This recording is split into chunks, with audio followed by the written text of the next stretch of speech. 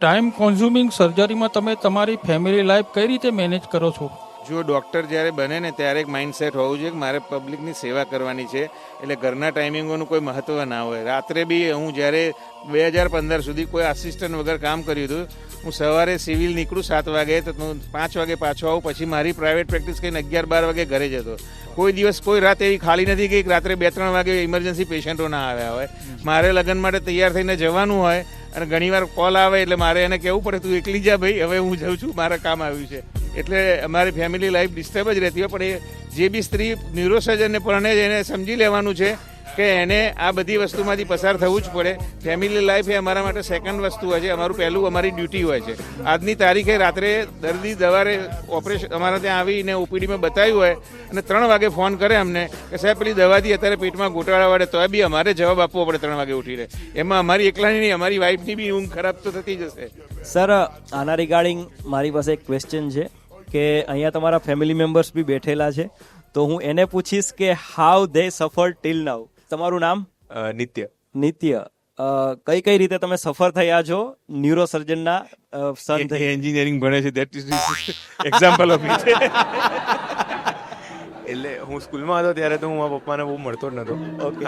Covid પછી અમે વધારે જોડે ટાઈમ સ્પેન્ડ કર્યો છે. એની પહેલાં તો હું મારા ડેડ જોડે એટલો ટાઈમ સ્પેન્ડ નહોતો કરી શક્યો.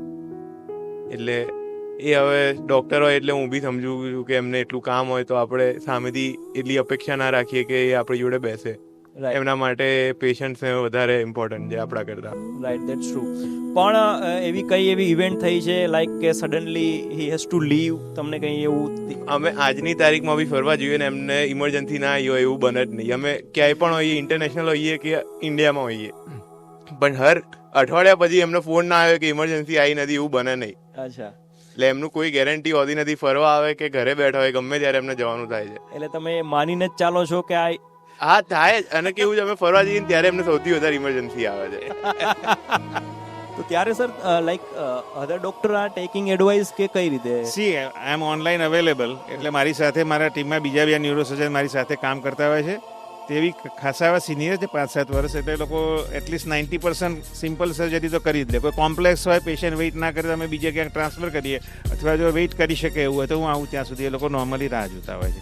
પણ પેશન્ટની શ્રદ્ધા હોય એટલે નોર્મલી બીજે ક્યાંય જતા નથી હોતા, એ અમારા ઇન્સ્ટિટ્યુશનમાં ટ્રીટમેન્ટનો આગ્રહ રાખતા હોય છે. Right, right. ના, એ તો મેં બી સાંભળેલું છે સર કે નવીન પટેલ સરનો એકવાર હાથ હટશે એટલે સારું થઈ જશે.